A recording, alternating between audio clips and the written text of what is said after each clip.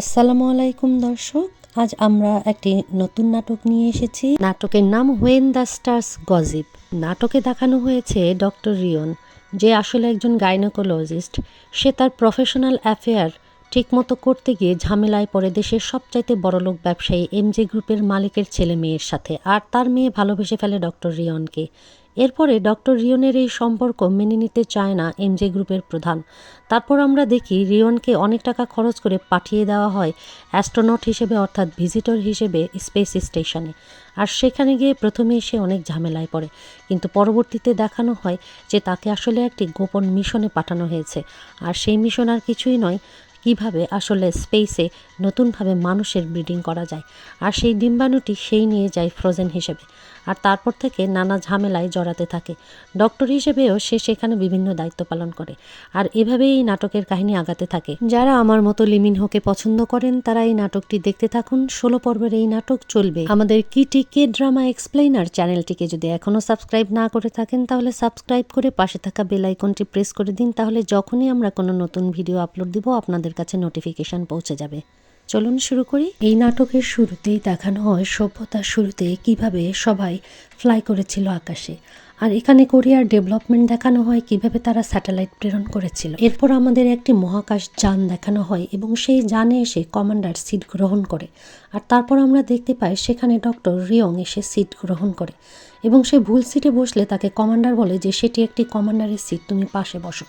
পরে সে পাশে বসলে 3 নাম্বার কমান্ডারও সেখানে এসে বসে। মোটামুটি ফ্লাই করার জন্য তারা রেডি। এরপর আমাদের সিন কাট করে এমজের গ্রুপে দেখানো হয় সেখানে চেয়ারম্যান মিস্টার চই আসলে সবাই তাকে সম্মান জানায়। আর তার মেয়ে বাবার সিদ্ধান্তে বিরোধিতা করে বলে রিয়ংকে এভাবে পাঠানো উচিত হয়নি স্পেসে, যদি তার কোনো কিছু হয়ে যায়। তার বাবা বলে সেটা আমি চিন্তা করি না, আমার সে যে ক্ষতি করেছে সেই ক্ষতিপূরণ দেওয়ার জন্যই তাকে যেতে হবে।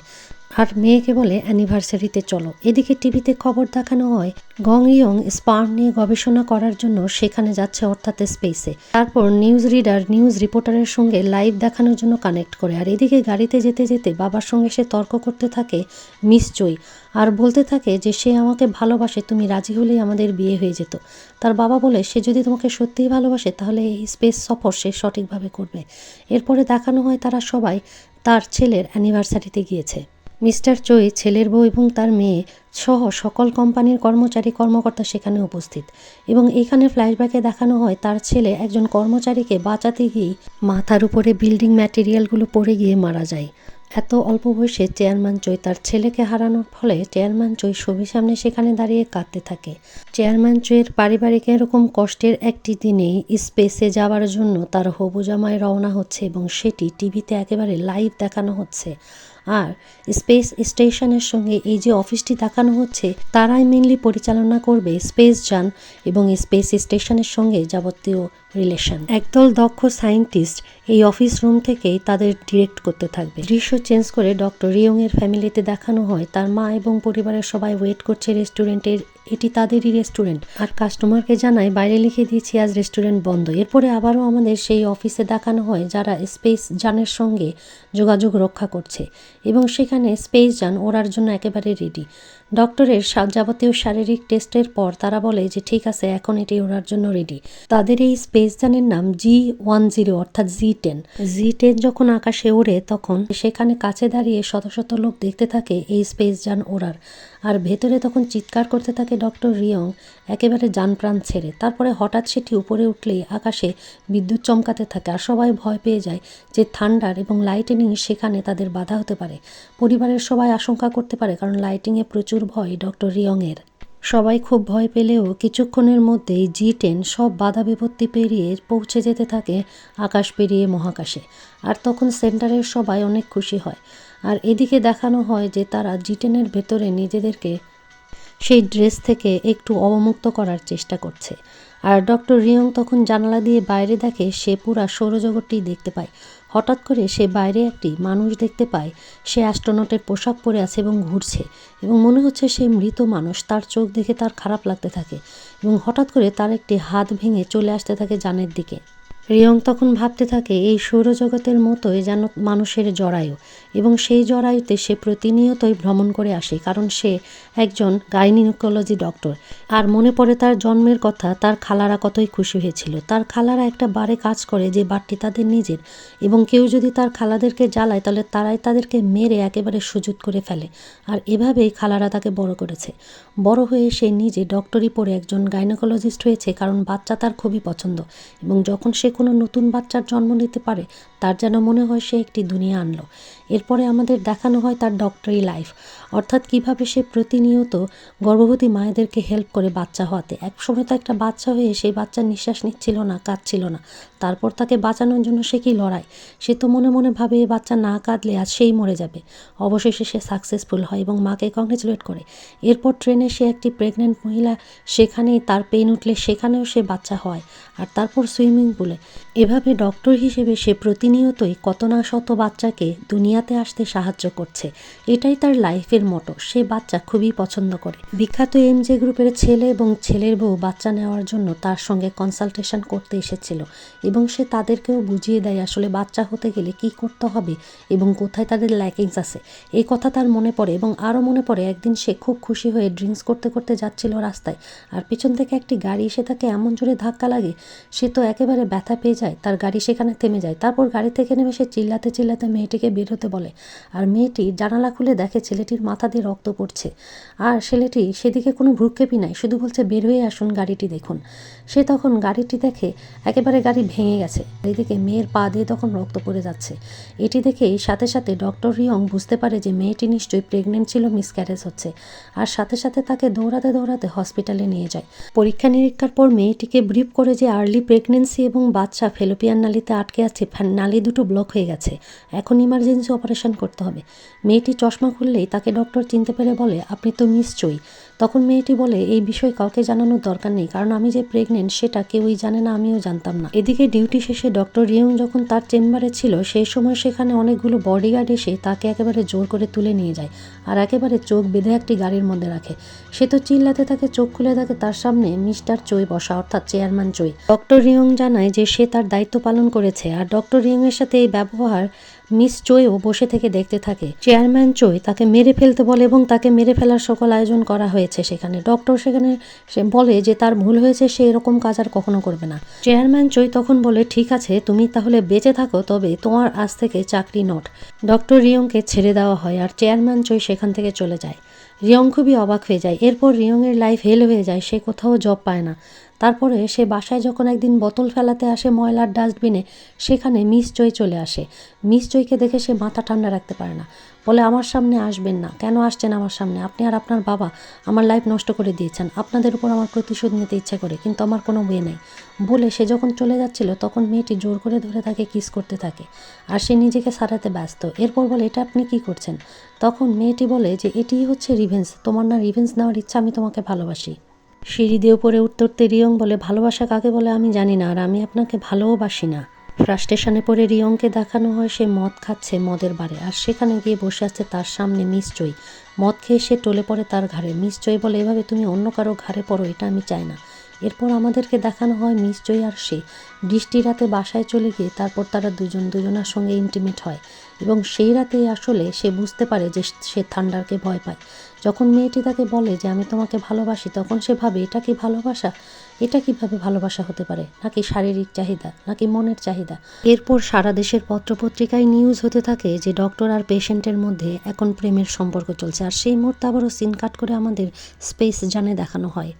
রিয়ংয়ের শারীরিক অবস্থা খারাপ হতে থাকে, সে সেখানেই বমি করতে থাকে, আর হঠাৎ করে সে আর নড়াচড়াও করতে পারে না। কমান্ডারকে সেই সময় সতর্ক করা হয়, কারণ তাদের স্পেস যানের উপরে ধেয়ে আসছে একটা কোনো টুকরা, এবং সেটার সঙ্গে আঘাত হতে পারে, এবং সেই মুহূর্তে আসলে তাদের স্পেস যানকে একটা ছোট কিসের সাথে যেন ধাক্কা খায়, এবং কন্ট্রোল অফিস থেকে চিৎকার করে করে তাদেরকে সতর্ক করা হয়। তখন রিয়ংও জ্ঞান হারিয়ে পড়ে, বমি করতে করতে সে আর নিঃশ্বাস নিতে পারে না, তার গলার মধ্যে কিছু একটা আটকে যায়। 4 মিনিটও কম সময় হাতে রয়েছে, তার মধ্যেই ডক্টর রিয়ংয়ের বুকে বেঁধে থাকা সেই জিনিসটি বের করতে হবে। এরপর কমান্ডার একটা চাকতিতে তার পা আটকিয়ে তাকে পিছন থেকে চাপ দিতে থাকে বুকের কাছে। 10 থেকে 15 বার চাপ দেওয়ার পরও বের হচ্ছে না দেখে আর্থ কন্ট্রোল অফিস থেকে সবাই টেনশনে পড়ে যায়। এদিকে কমান্ডাররাও টেনশনে পড়ে যায় যে হয়তো সে মারাই যাবে, কারণ 4 মিনিটেরও কম সময়। এরপর হঠাৎ করে সে মুখ খুলে ফেলে এবং তার মুখের মধ্যে থেকে শক্ত একটি টুকরা বের হয়ে আসে। আর সবাই মনে হয় বিশ্ব জয় করেছে এভাবে চিৎকার করতে থাকে আর্থ কন্ট্রোল অফিসে এবং তাদের স্পেস জানেও। জ্ঞান ফেরত চলে আসে ডক্টর রিয়ংয়ের। কন্ট্রোল অফিসের চিকিৎসক কন্ট্রোল অফিস থেকে সেখানে বর্ণনা করতে থাকে কমান্ডারকে, আর কমান্ডার সেই অনুযায়ী তার যত্ন নিতে থাকে এবং আঙ্গুল শো করে জিজ্ঞেস করে যে কয়টা আঙ্গুল সে দেখতে পাচ্ছে কিনা। কিন্তু এদিকে ডক্টরের চোখ চলে যায় কমান্ডারের পায়ে, দেখে তার পা কেটে রক্ত বের হয়ে রক্ত ভেসে বেড়াচ্ছে। কমান্ডার খুব খুশি হয় যে সে স্বাভাবিক হয়েছে এবং নিঃশ্বাস নিতে পারছে। তারপরে জিজ্ঞেস করেন আর্থ কন্ট্রোলকে যে সে পানি খেতে পারবে কিনা। মিস জয়কে দেখানো হয়, মিস জয়ের অ্যাসিস্ট্যান্ট এসে তাকে বলে যে রিয়ং তাদের যে যান সেটি থান্ডারে পড়েছিল, কিন্তু যদিও সেটি ঠিকমতো পৌঁছে গেছে, ঠান্ডার ক্ষতি করেনি, তবে কাল সকাল 9টায় রিয়ংকে দেখা যাবে। এরপরে আবারও রিয়ংকে দেখানো হয়। ডক্টর জানায় সে এখন পানি খেতে পারবে এবং ডক্টর তাকে বলে যে একটু আগে তার কি হতে যাচ্ছিল। রিয়ং তখন তাকে ধন্যবাদ জানালে ডক্টর বলে আমাকে নয় কমান্ডারকে ধন্যবাদ বলো। কমান্ডার তখন সেই ঘর থেকে নিচের ঘরে চলে যায় রেস্ট নিতে বলে। স্পেস স্টেশনে আমাদের দেখানো হয় সেখানে মিস্টার ক্যাং কথা বলছে মিস জয়ের সাথে। মিস জয় জানায় যে সে তাকে আর পছন্দ করে না, কিন্তু ক্যাং বলে তোমার বাবা আমাকে পছন্দ করে, আর তোমার পছন্দ করার ছেলে যদি ভালো না হয় তাহলে কিছু মনে করো না, আমি তাকে আর্থে ফেরত যেতে দিব না, তোমাকে আমাকেই বিয়ে করতে হবে। মিস জয় অ্যাসিস্ট্যান্টকে বলে সে কিভাবে আমার নাম্বার পেল। অ্যাসিস্ট্যান্ট জানায় তার বাবা তার নাম্বারটা দিয়েছে এবং তারা কথা বলেছেন। এরপর ডক্টর রিয়নকে দেখায় যে সে আর্থ দেখতেছিল জানালা দিয়ে। তখন তার ডক্টর আর্থ থেকে জিজ্ঞেস করে যে সে পৃথিবীকে মিস করছে কিনা। ডক্টর রিয়ং জানায় যে সে মিস করছে না, এখন ঠিক আছে। এদিকে দুজন কমান্ডার নিচের ঘরে বসা থাকলে তখন কমান্ডারকে আদেশ করা হয় ওপরের ঘরে যেতে। কমান্ডারের এটা ফার্স্ট মিশন এবং এখানেও সে যে একটু ভয় না পেয়ে বরঞ্চ একজনকে বাঁচিয়ে ফেলেছে, এতে আর্থ মিশন কন্ট্রোল অফিস থেকে তারা খুবই খুশি হয়। তারপরে কমান্ডারকে বলা হয় যে তুমি তোমার পায়ের যত্ন নাও, আর সেই সময় আমরা দেখি কমান্ডার এবং আর্থ অফিসের একজনের আসলে ঘনিষ্ঠ সম্পর্ক। কমান্ডারের বয়ফ্রেন্ড তাকে বলে তুমি 1 বছরের জন্য যাচ্ছ, তুমি পরে নাও না কমান্ডারশিপ, কিন্তু সে বলে যে এই সুযোগ সে ছাড়তে চায় না। আর তখন সে বলে তোমাকে 1 বছর আমি না দেখে কিভাবে থাকবো। আর্থ অফিসে বসে সে মিস করতে থাকে কমান্ডারকে। মিশন কন্ট্রোল অফিসের চাপাচাপিতে কমান্ডার আর বসে থাকতে পারে না তার সিটে, তখন তাকে উঠে যেতেই হয় আসলে উপরের কক্ষে। ওপরের কক্ষে গিয়ে সে যখন জানালা খুলে দেয় সেখানে দেখে ডক্টর রিয়ং বসে বসে বাইরের দিকে তাকিয়ে আছে। সে রিয়ংকে বলে যে তুমি জানালাতে হাত দিও না, আর তোমার টেম্পারেচার কি বেশি? দেখি বলে সে তার জ্বর দেখে, কিন্তু জ্বর মাপে দেখে তার একটুও জ্বর নাই। কমান্ডার তখন তার পাশের বেল্টটি খুলে সেখানে বসে পড়ে, আর রিয়ং তখন বলে অনেক রক্ত বের হচ্ছে পা দিয়ে। কমান্ডার বলে কোথায়? তোমার পায়ে তো রক্ত দেখছি না। ঠিকই দেখছি। তখন রিয়ং বলে আমার পা নয়, আমি তোমার পায়ের কথা বলছি, দাঁড়াও আমি তোমার পায়ের ট্রিটমেন্ট করছি বলে সে তার মেডিকেল বক্স বের করে আনে আর নিজের পাকে বেল্টে আটকিয়ে খুব খুশি হয় আর বলে তোমার পা তো স্টিচ করতে হবে, না হলে তুমি হিল পড়লে রক্ত বেরোতে থাকবে। কমান্ডার বলে জিরো গ্র্যাভিটি থেকে তুমি সূচাতে সুতা পরাতে পারবে? সে তো বলে আমি তো সূচে সুতা পরাইছি সেই ছোট থেকেই, দেখো পারবো, কিন্তু সে পারে না। তখন কমান্ডার তার হাত থেকে সুই সুতা নিয়ে সেখানে সূচে সুতা পরিয়ে ফেলে। এতে খুবই অবাক হয় ডক্টর রিয়ং। তারপর ডক্টর রিয়ং বলে তোমাকে তো এখন অ্যানেস্থেসিয়া দিতে হবে, কিন্তু আমার সেই সিরিঞ্জ কোথায়? সে সিরিঞ্জ খুঁজেই পায় না। কমান্ডার বলে আমার অ্যানেস্থেসিয়া করার দরকার নাই, তুমি সেলাই করে ফেলো এমনি এমনি। অবাক হয়ে রিয়ং বলে খুব ব্যথা পাবে, তুমি জানো না হিউম্যান চামড়াতে যখন আমরা এটা স্টিচ করতে চাই তখন এই ব্যথার থেকেও বেশি ব্যথা লাগে। কিন্তু সেখানে পাত্তাই দেয় না কমান্ডো, তখন তাকে একেবারে অ্যানেস্থেসিয়া সারায় সে স্টিচ করতে থাকে আর বলে এই তো শেষ হয়েছে, কিন্তু শেষ আর হয় না। অবশেষে সে তার পা পুরোপুরি সেলাই করে তারপর সেটাকে ব্যান্ডেজ করে দিতে সমর্থ হয়। কমান্ডার ডক্টর রিয়নের কাজ দেখে অনেক খুশি হয় আর রিয়ং বলে তোমার পা দুটো এখন ঠিক হয়ে যাবে। ওদিকে মিস জয়কে দেখানো হয় অফিস থেকে সে যখন বাসায় ফিরে লিফটে করে তার মনে পড়ে ডক্টর রিয়ংয়ের সঙ্গে সেই রকম লিফটে যাচ্ছিল আর বারবার তাকে আই লাভ ইউ বলছিল, কিন্তু ডক্টর রিয়ং বলে আমি তোমাকে কোনোদিন ধোকা দিব না, তোমার পাশে থাকবো, কিন্তু আই লাভ ইউ কথাটি সে তাকে কোনোদিন বলেইনি। এতে তার মন খারাপ হয়ে যায়। সিন কাট করে আমাদের স্পেস যান জি10-এ দেখানো হয় সেলাই শেষ হয়ে গেলেই তাদের চোখের সামনে দিয়ে তখন সেই সিরিঞ্জটি উড়ে বেড়াচ্ছিল। রিয়ংকে তখন কমান্ডার ঘাড়ে থাবা দিয়ে গুড জব বলে ওপরে যেতে থাকলেই তখন রিয়ং তাকে পিছন থেকে কমান্ডার বলে ডেকে বলে তোমার পা দুটো খুবই সুন্দর। কমান্ডার হেসে তখন উপরের চেম্বারে চলে যায় আর ডক্টর রিয়ং ভাবতে থাকে আসলেই মেয়েটি কত সুন্দর, আর বাইরের দিকে তাকিয়ে আকাশ দেখতে থাকে। আর এর মধ্যেই পর্ব 1 শেষ করে ফেলা হয়। এপিসোড 2 এর শুরুতেই আবারও টিভির সংবাদ দিয়ে শুরু হয় যে সকাল 9টায় স্পেস স্টেশনের সঙ্গে স্পেস যান G10 সফলভাবে সংযুক্ত হবে এবং 3জন আরোহী স্পেস যান থেকে চলে যেতে পারবে স্পেস স্টেশনের মধ্যে, এবং স্পেস কন্ট্রোলার অফিস থেকেও সেটা বারবার লাইভ করে টিভি নিউজে দেখানো হচ্ছিল। আর সারা দেশ এই নিউজের দিকে তাকিয়েছিল, সেহেতু সেখানে শিল্পপতি মিস্টার অর্থাৎ চেয়ারম্যান চয়ে বসে এই নিউজটি দেখছিল এবং সকাল 9টা হওয়ার অপেক্ষা করছিল।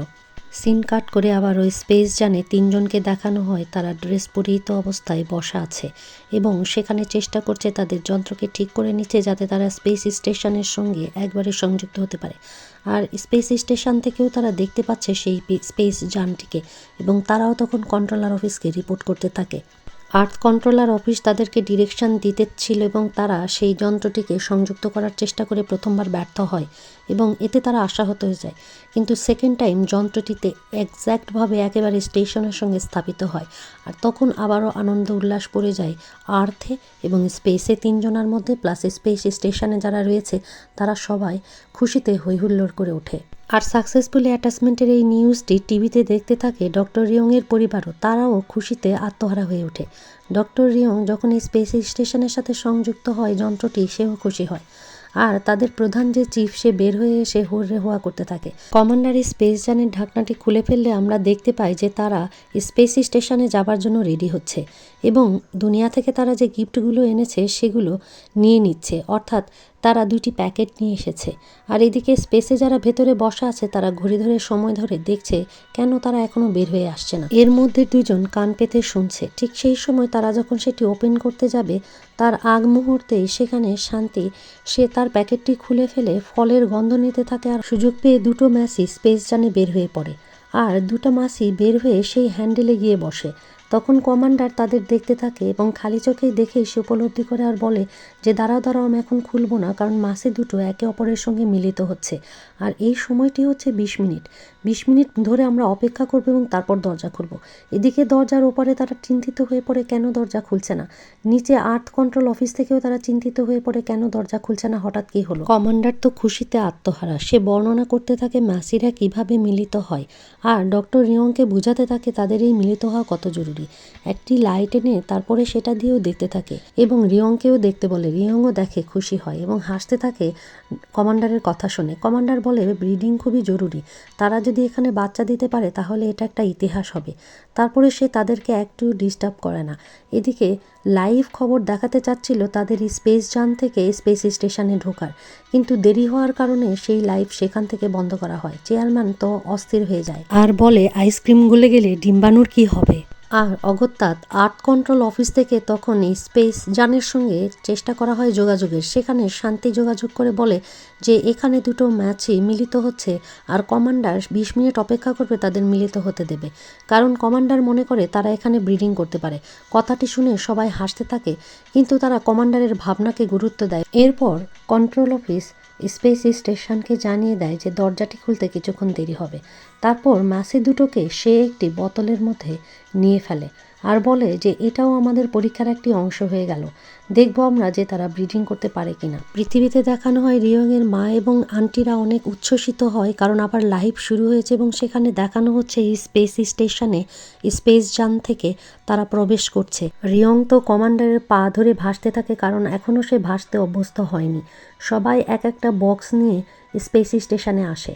শান্তি এসেই তো তার বক্স থেকে ফলগুলোকে ছেড়ে দেয় আর ফলগুলো সব ভাসতে থাকে, সবাই একটা একটা করে ফল ধরে নেয়। স্পেস স্টেশনে আসার পরই তারা স্পেস স্টেশনে আর্থে যারা বসা ছিল তাদের সঙ্গে কথা বলতে পারে আর সেটা তখন লাইভ প্রচার করা হচ্ছিল। এদিকে কমান্ডার টিকিট এনেছে লটারির সবার জন্য, দেখে সবাই খুশি হয়। ডক্টর রিয়ং সবার জন্য আইসক্রিম গিফট এনেছে, সেটি দেওয়ার আগে সে ফ্ল্যাশব্যাকে মনে করে আসলে এই আইসক্রিমের মধ্যে রয়েছে ফ্রোজেন ডিম্বাণু আর সেটি মিস্টার চোয়ের ছেলের ওয়াইফের। তার ছেলের বউ তাকে বলে আপনি নাতি দেখতে পারেন, আপনার ছেলের শুক্রাণু তো রয়েছে স্পেসে, এখন যদি আমার ডিম্বাণু আপনি ডক্টর রিয়ংয়ের হাতে পাঠাতে পারেন তাহলেই তো আপনি নাতির মুখ দেখতে পারেন। আর এই পৃথিবীতে এইটা করা প্রবলেম ছিল। তখন একথা মনে করে রিয়ং আস্তে করে আইসক্রিম বের করে এবং সবাই আইসক্রিম দেখে খুবই অবাক হয়। আর আট থেকে সবাই মনে করে যে কতদিন তারা ক্রিমি কিছু খায়নি। আর রিয়ং মনে করে যে তার হবু শ্বশুরের সাথে তার কীরকম ঝগড়া হয়েছিল। প্রথমত সে রাজিই হয়নি এই ধরনের কাজ করতে, কারণ এটি টোটালি অন্যায়, কিন্তু তার শ্বশুর বলে যদি তুমি এটা করতে পারো তাহলেই আমি আমার মেয়ের জামাই তোমাকে বানাবো। তুমি তো শুধুমাত্র আমার মেয়েকে বিয়ে করতে চাও, আর তোমার যাতায়াতের সকল খরচ এবং আইসক্রিম এটাকে ডিরেক্ট করে সেখানে নিয়ে যাও, সব কিছু আমার দায়িত্বে থাকবে, তুমি শুধু সেটিকে নিয়ে যাবে। সে যখন রাজি হয় না, সেখান থেকে চলে যেতে চায়, শ্বশুর তাকে জড়িয়ে ধরে এবং তার সামনে নীল ডাউন হয়েও তাকে রিকোয়েস্ট করে। রিয়ন মনে করে তার ছেলের ওয়াইফের অসহায়ত্বের কথা, যে সে একটা বাচ্চা চায় এবং বাচ্চার জন্য সে পেডিয়াট্রিক হয়েছে, যেহেতু এই পৃথিবীতে সম্ভব নয় তাই স্পেসেই কেন না, তাই সেও রিকোয়েস্ট করতে থাকে রিয়নকে। এরপর রিয়ন বলে তোমাদের যার যেটা পছন্দ সে সেটা নিয়ে নাও। তারপর আইসক্রিম প্রথমেই এসে নিয়ে নেয় ডক্টর ক্যাং। সে এসে স্ট্রবেরি ফ্লেভারেরটা নিয়ে চলে যায়। আর তখন মিনা খুবই কষ্ট পায়, এর নাম হচ্ছে মিনা, সে তখন চকলেট ফ্লেভারেরটা নিয়ে চলে যায়। এরপর একে একে সবার পছন্দের নিয়ে গেলে মাত্র দুটা থাকে এবং সে ম্যাঙ্গো ফ্লেভারেরটা দিয়ে দেয় কমান্ডারকে। কমান্ডার সেটা নেয় না। এটা দেখে সবাই অবাক হয়, কমান্ডার কেন ম্যাঙ্গো ফ্লেভারটা নিচ্ছে না, কারণ সবাই জানে যে ভ্যানিলা ফ্লেভারের মধ্যেই রয়েছে সেই ডিম্বাণু। এবং মনে করে তখন রিয়ন যে ভ্যানিলা ফ্লেভারের ভেতরের নিচের অংশে একটা প্লাস্টিকের খাপ ছিল এবং সেই খাপে দেওয়া হয়েছে সেই ফ্রোজেন ডিম্বাণুটি। কমান্ডার বলে তুমি তো 5টা ডিক্লার করেছিলে, 6টা কেন? বলে কমান্ডার তখন ভ্যানিলা ফ্লেভারেরটা নিয়ে চলে যায়। আর এটি দেখে সবাই অবাক হয়ে যায় আট থেকেও, যে কেন সে ভ্যানিলা ফ্লেভার নিল। চকলেট ফ্লেভারের একটি নিয়ে ডক্টর লি সেটাকে দেখতে থাকে এবং তারপর সেটা খেতে চায় এবং এখানেই তাদের পরিচয় দেওয়া হয়। তিনি হচ্ছে ব্রিডিং স্পেশালিস্ট, ইনি হচ্ছে মিনা।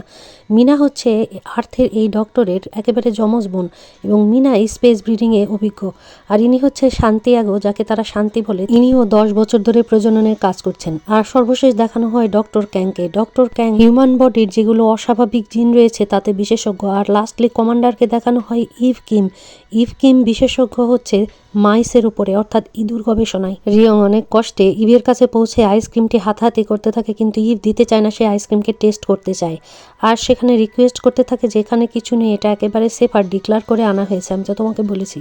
কিন্তু ইভ তাকে বিশ্বাস করে না, কারণ ইভ হচ্ছে এখানকার সিকিউরিটিরও দায়িত্বে। ইভ সেটিকে একটি মেশিনে রেখে টেস্ট করতে চায়, কিন্তু ডক্টর রিয়ং সেটিকে তাড়াহুড়ো করে আবার বের করে ফেলে। তখন ইভ তাকে এক পিস্তল ধরে। ডক্টর রিয়ন এবার ভয় পেয়ে যায় এবং তার হাতে আবার আইসক্রিমটি দিয়ে বলে আমি বলছি না এটি সেফ। ইভ সেটি মেশিনে রাখে এবং টেস্ট করতে চায় সেফ কিনা, এবং মেশিনে দেখে হ্যাঁ সেটা সেফ, কিন্তু ততক্ষণে সেটি প্রায় গলে গেছে। সেই অবস্থায় কাঁদতে কাঁদতে রিয়ন সেটিকে বের করে রাক্ষসের মতো খেতে থাকে আর বুঝায় যে সে এটি কত পছন্দ করে।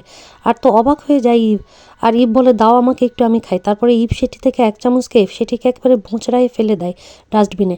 আর তারপরে বলে চলো আমার সাথে, কিন্তু তার হাতকে সে থাবা দিয়ে সরিয়ে দেয়, সে যেতে চায় না তার সাথে।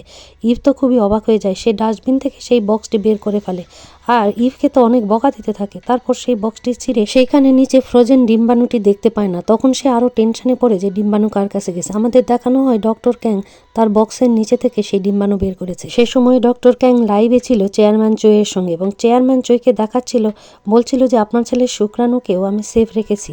আর সেই সময় তার মেয়ে সেখানে এন্ট্রি করে এবং মেয়ে বুঝতে পারে যে তার বাবা আসলে ষড়যন্ত্র করেছে, তার বাবা ডিম্বাণু এবং শুক্রাণু ডক্টর ক্যাংয়ের কাছে পাঠিয়েছে। মিস চোই চেয়ারম্যান চোয়কে জিজ্ঞেস করে বাবা তুমি রিয়ংয়ের সঙ্গেই ধোঁকাবাজি কেন করলে? তার বাবা বলে রিয়ং একটা ডেলিভারি বয় ছিল আর কিছুই না, সে সাকসেসফুলি এটা ডেলিভারি করেছে। তার ছেলের বউ এবং মেয়ে দুজনাই অবাক হয়ে যায়, কিন্তু তার বাবা বলে এখন সঠিক হাতে ডিম্বাণু শুক্রাণু আছে, কোনো চিন্তা নেই। এরপরে দেখায় রিয়ং খুঁজে বেড়াচ্ছে কোথায় সেই ডিম্বাণুটি রয়েছে। তখন মিস জয় তাকে কল করে সরি বললে রিয়ং বলে আমারই সরি বলার কথা, কারণ আমি ডিম্বাণুটি পাচ্ছি না। তখন মিস জয় তাকে সব কিছু খুলে বলে তার বাবা কিভাবে ধোঁকাবাজি করে সেই ডিম্বাণুটি মিস্টার ক্যাংয়ের কাছে পাঠিয়েছে, অর্থাৎ মিস জয়েরই এক্স মিস্টার ক্যাং। তখন রিয়ন বুঝতে পারে কেন সে পায়নি। এ সময় কমান্ডার ইভকে দেখানো হয় সে ইঁদুর নিয়ে গবেষণা করছে এবং সেখানে যে 4টি ইঁদুর রাখা হয়েছে ছেলে ইঁদুর একে নিয়ে একটু দুশ্চিন্তাগ্রস্ত, কারণ তার হার্টবিট অনেক লো। পরে মনে করে তারা যে নিশ্চয়ই সে তার গার্লফ্রেন্ডকে মিস করছে আর এখানে অস্থির হয়ে পড়েছে। আর্থে দেখানো হয় মিস জয়ের কাছে তার সেক্রেটারি এসে ক্ষমা চায় যে তার বাবা যে এরকম প্ল্যান করছে সে ঘুণা করে জানতো না। মিস জয় বলে যে বাবার প্রতিটি খবর যেন তাকে দেওয়া হয়, আর তার বাবা এরকম একটা কাজ করবে সে ভাবেওনি। এরপরে ডক্টর ক্যাংকে দেখানো হয় ডিম্বাণুটি পেয়ে গেছে এবং সে সেটি সংরক্ষণ করছে। আর সেই সময় সেখানে চিল্লাতে চিল্লাতে চলে আসে ডক্টর রিয়ন, বলে ওইটা আমাকে দিয়ে দাও, আমি ওটা কষ্ট করে এনেছি। কিন্তু রিয়ন আসতে তার মাথা ধরে তাকে উল্টায়ে দেয় ডক্টর ক্যাং, আর সে তখন সোজাই হতে পারে না, শুধু চরকির মতো ঘুরতে থাকে। অনেক কষ্টে আবার দাঁড়িয়ে মুখোমুখি হলে ডক্টর ক্যাং বলে তুমি কি করবে সেটি নিয়ে, তুমি শুধু আনার দায়িত্বে ছিলে আর আমি এটা এটা নিয়ে গবেষণা করব। স্পেসে তো তুমি ঠিকমতো দাঁড়াতেই পারো না, গবেষণা কিভাবে করবে? এটাতে নিডল দিতে হবে, কত কী করতে হবে, সেটা তুমি পারবে? শুনে তখন রিয়ং অবাক হয়ে যায় আর বলে যে আমি এনেছি, আমি এটা নিয়ে গবেষণা করব, তুমি এটা চুরি করতে পারবে না।